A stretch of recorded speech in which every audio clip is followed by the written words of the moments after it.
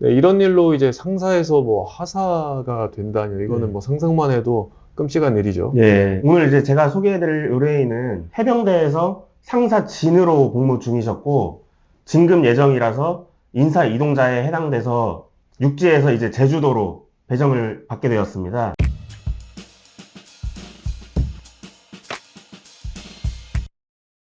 안녕하세요. 법무법인 일로 군형사 징계센터의 문건일 변호사 변경식 변호사입니다. 반갑습니다. 네, 오늘은 해병대에서 현재 상사로 근무하시는 간부님 이야기, 뭐 사건이죠. 예. 저희는 늘 사건만 얘기합니다. 사건에 대해서 말씀을 드릴까 합니다. 변호사님, 저희가 맡았던 코로나 관련 사건 항고해서 이제 원징계 처분이 취소된 사건이죠. 이 부분 구체적으로 설명 한번 해주시죠. 예, 2020년도 군대에서는 그 어느 곳보다도 코로나 방역 수칙 관리에 앞장섰습니다. 네. 그 이유는 한 명이 코로나에 걸리면 적게는 수십 명, 많게는 수백 명의 전투력 손실이 났기 때문이죠. 그래서 군대는 코로나에 대해서 그 어느 집단, 어느 조직보다 더 엄격하게 관리를 했었습니다. 네, 그랬던 걸로 기억을 합니다. 이제 군대는 국방부나 사령관님의 지시사항을 이제 상급 부대에서 예하 부대로 뭐 공문 형태로 이제 하달을 하는데요. 지시사항이 지키지 않으면 징계 사유가 되잖아요. 그렇죠. 네, 비행 건명은 복종 의무 위반이라는 게 붙죠. 네, 뭐 가로해가지고 뭐 지시사항 불이행 뭐 이렇게 붙는데, 네, 그때는 코로나19로 인해서 군인들이 하지 말아야 할 것들, 뭐 해야 할 것들이 너무나 많았어요. 이제 각 군의 공통적인 지시사항도 뭐 있는 반면에 뭐 특정 부대에서는 추가로 뭐 이런 거 하지 말아라, 이런 건 더 해라, 뭐 이런 지시사항들이 있었거든요. 예.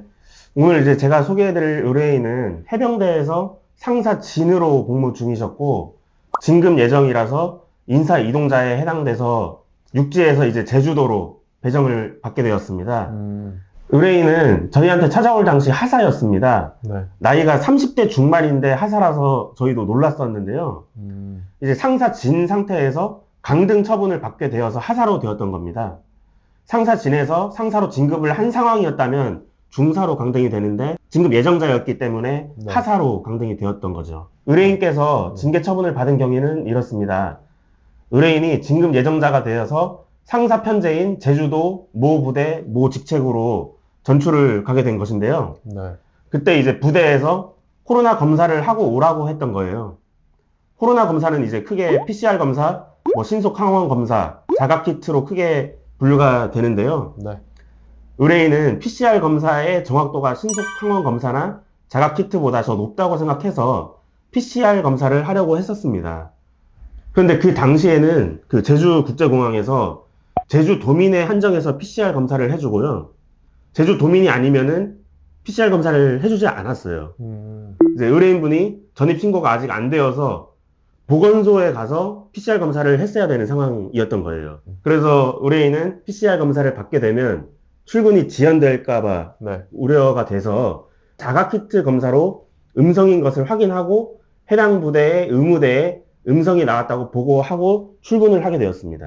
원래는 해당 부대에서 육지에서 온 인원들에 대해서 자가키트가 아닌 PCR 검사 또는 신속항원 검사를 하라고 했었던 것인데 의뢰인은 이 사실을 몰랐던 거예요. 그래서 출근 후에 다시 외출해서 PCR 검사를 받고 온 것이죠. 그런데 PCR 검사에서 의뢰인이 양성으로 판정이 되어버린 거예요. 해당 부대에서는 의뢰인이 출근했던 사무실 인원들을 2주 동안 자가격리 시키게 되었어요. 아유, 그때는 뭐 난리였죠. 그래서 그 부대에서는 의뢰인에게 왜 PCR 검사나 신속항원 검사를 하지 않았는지 이제 물어보니까 전 부대에서는 전입 인원에 대해서 자가키트로도 가능했었고 전입 온 부대에서는 PCR 검사 또는 신속항원 검사를 반드시 해야 되는지 몰랐다고 답변을 했던 거예요.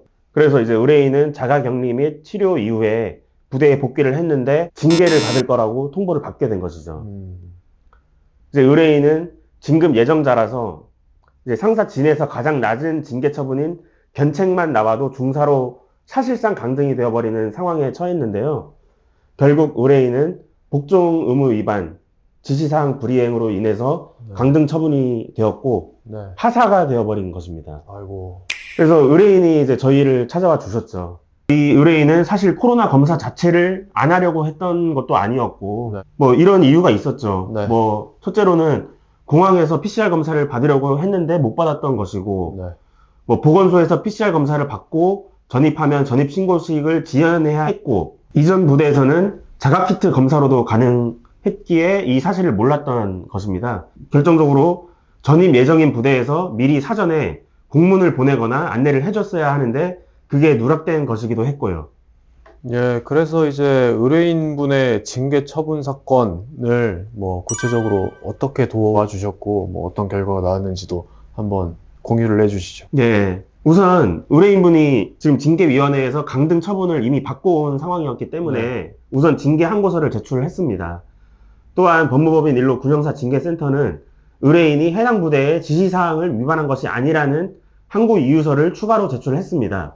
네. 이제 그 항고 이유서를 준비하는 과정에서 의뢰인이 사전에 해당 부대의 지침을 안내받지 못한 점 등을 이제 정리를 하고, 의뢰인이 공항 PCR 검사를 받으려고 했던 점에 대해서 이제 보건소 직원 등의 이제 사실 확인서를 마련을 했습니다. 결국 항고에서 인용이 되었습니다. 다행히도. 이제 항고심사위원회에서도 징계 처분을 취소하는 것이 맞다고 판단을 해줬고요.